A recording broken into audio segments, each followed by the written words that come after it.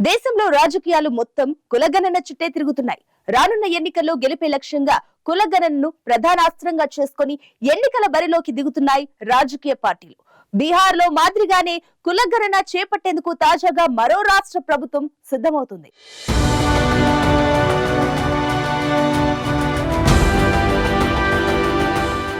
బీహార్ లో మాదిరిగానే కులగణన చేపట్టేందుకు రాజస్థాన్ లోని అశోక్ గెహ్లోట్ ప్రభుత్వం సిద్ధమైంది. రాజస్థాన్ లో కులగణన సర్వే నిర్వహించడానికి ఆ రాష్ట్ర ప్రభుత్వం నిర్ణయం తీసుకోవడంతో పాటు ఉత్తర్వులను జారీ చేసింది.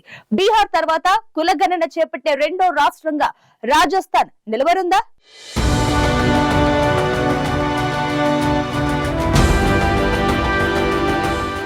రాజస్థాన్లోని అశోక్ గెహ్లాట్ ప్రభుత్వం కీలక నిర్ణయం తీసుకుంది. రాజస్థాన్లో కులగణన సర్వే నిర్వహించడానికి ఆ రాష్ట్ర ప్రభుత్వం ఉత్తర్వులు జారీ చేసింది. అలాగే దీనికి మంత్రిమండలి ఆమోదం కూడా లభించిన అనంతరం ఇందుకు సంబంధించిన ఆదేశాలను సామాజిక న్యాయం సాధికారిక శాఖ విడుదల చేసింది. ఇప్పటికే బీహార్ కులగణన చేపట్టగా ఇప్పుడు బీహార్ తర్వాత కులగణన చేపట్టే రెండో రాష్ట్రంగా రాజస్థాన్ నిలవనుంది. బీహార్ కులగణన నివేదిక అనంతరం దేశవ్యాప్తంగా కులగణన చేపట్టాలనే డిమాండ్ నేపథ్యంలో రాజస్థాన్ ప్రభుత్వం కులగణన చేపట్టేందుకు వేగంగా అడుగులు వేస్తుండడం కాస్త దేశవ్యాప్తంగా చర్చనీయాంశంగా మారింది.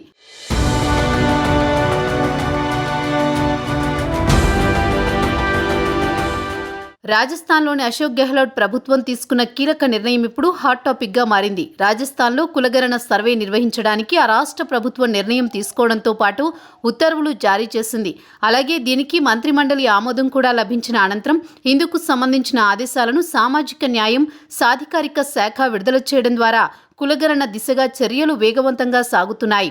బీహార్ తర్వాత కులగణన చేపట్టే రెండో రాష్ట్రంగా రాజస్థాన్ నిలవనుంది. ఈ ఏడాది చివర్లో 5 రాష్ట్రాల అసెంబ్లీలకు ఎన్నికలు జరగనున్నాయి. ఇలాంటి తరుణంలో అశోక్ గెహ్లాట్ ప్రభుత్వం ఈ నిర్ణయం తీసుకోవడం షాక్కి గురిచేసే అంశమే.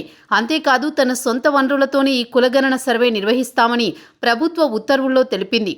బీహార్ ప్రభుత్వం చేపట్టిన కులగణన దేశవ్యాప్తంగా చర్చకు తెరలేపింది. ఇటీవలే బీహార్ ప్రభుత్వం కులగణన వివరాలను విడుదల చేసింది. తాజా లెక్కల ప్రకారం చూసుకుంటే రాష్ట్ర జనాభా 13 కోట్లుగా ఉంది. అయితే ఇందులో ఓబీసీలు 27.12%, ఈబీసీలు 36.01%, స్కెడ్యూల్డ్ కులాల వారు 19.65%, స్కెడ్యూల్డ్ తెగవారు 1.68% జనాభా ఉన్నారు. అయితే మొత్తం జనాభాలో అగ్రవర్ణాలు చెప్పేవారి సంఖ్య 15.52%గా ఉంది. ఇక ఓబీసీలు ఈబీసీలు కలుపుకుంటే మొత్తం బీసీలు 63.13%గా ఉన్నారు. మరోవైపు నితీష్ కుమార్ ప్రభుత్వం ఇలా రాష్ట్రంలో కులగణన సర్వే చేపట్టడంపై బీజేపీ తీవ్ర ఆరోపణలు చేసింది. రాష్ట్ర ప్రజల్లో అయోమయం సృష్టించడానికే ఈ లెక్కల్ని విడుదల చేశారని బీజేపీ విమర్శించింది.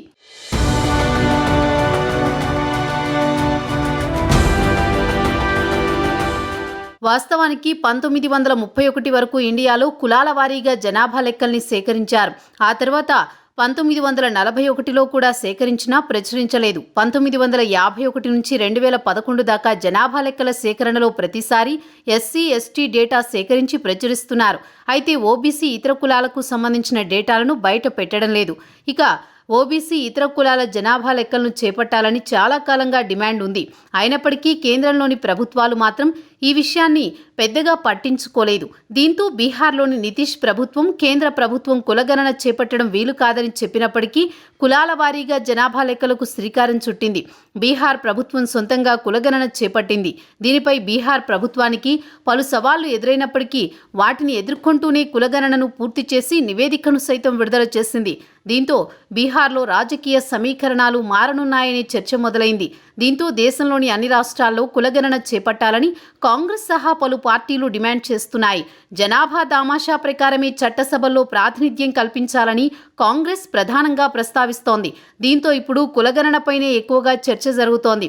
రాజస్థాన్లో కొద్ది వారాల్లో అసెంబ్లీ ఎన్నికలు రానున్నాయి. ఈ సమయంలో గెహ్లాట్ ప్రభుత్వం కులగణన ప్రకటన ప్రాధాన్యతను సంతరించుకుంది.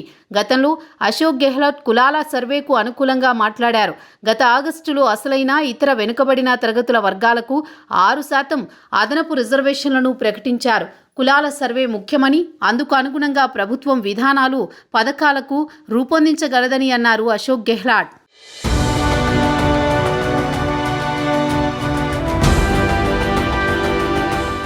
కాంగ్రెస్ పార్టీ కులాల సర్వేను సమర్థించింది. జనాభా ప్రాతిపదికన వెనుకబడిన తరగతులకు ప్రాధాన్యతనిస్తూ హక్కులు కల్పించాలని డిమాండ్ చేసింది. ఛత్తీస్గఢ్లో కాంగ్రెస్ పార్టీ ప్రధాన కార్యదర్శి ప్రియాంక గాంధీ వాద్రా మాట్లాడుతూ, రాష్ట్రంలో తమ పార్టీ అధికారంలోకి వస్తే బీహార్లో నిర్వహించిన కసరత్తు తరహాలో కులాల సర్వే నిర్వహిస్తామని చెప్పడంతో కాంగ్రెస్ పార్టీ కులగణన చేపట్టేందుకు అనుకూలంగా ఉందని తెలుస్తోంది. దేశంలోనే వైశాల్యంలో అతిపెద్ద రాష్ట్రంగా గుర్తింపు పొందిన రాజస్థాన్లో శాసనసభ ఎన్నికలు త్వరలో జరగనున్నాయి. రెండోసారి అధికారంలోకి రావాలని ముఖ్యమంత్రి అశోక్ గెహ్లాట్ నేతృత్వంలోని కాంగ్రెస్ ప్రయత్నాలు సాగిస్తుంటే ఆయనను గద్దెదించడమే లక్ష్యంగా బీజేపీ వ్యూహాలు రచిస్తోంది. 2003 తర్వాత ఏ ప్రభుత్వాన్ని వరుసగా గెలిపించని రాజస్థానీలు ఈసారి తమ కోటలో ఎవరికి పట్టం కడతారు అని దేశం ఉత్కంఠగా ఎదురుచూస్తోంది. రాజస్థాన్ ప్రభుత్వ మార్పు సంప్రదాయం బీజేపీకి కలిసి వచ్చే అంశమే అయినా ఈసారి నాకు వచ్చేసారి నీకు అని వాటాలు పంచుకునేంత అనుకూల పరిస్థితులు ఇప్పుడు రాజస్థాన్లో లేవు. 1999 నుంచి 2003 కాలంలో అశోక్ గెహ్లాట్ ముఖ్యమంత్రిగా ఉన్నప్పుడే ఈ ప్రభుత్వ మార్పు సంప్రదాయం ప్రారంభమైంది. ఇప్పుడు తానే ఈ సంప్రదాయాన్ని బ్రేక్ చేయాలనే పట్టుదలతో ఉన్నారు అశోక్ గెహ్లాట్. ఎలాగైనా సరే మరోసారి అధికారంలోకి వచ్చి సరికొత్త చరిత్రను లిఖించాలనే ధీమాతో ఉన్న అశోక్ గెహ్లాట్ కులగణన అంశాన్ని ప్రజల్లోకి తీసుకువెళ్లడం ద్వారా మరోసారి గెలిచేందుకు ప్రయత్నాలు చేస్తున్నారు. దీంతో రాజస్థాన్లో రానున్న అసెంబ్లీ ఎన్నికల్లో కాంగ్రెస్ బీజేపీల మధ్య హోరాహోరీ పోటీ తప్పదని తెలుస్తోంది.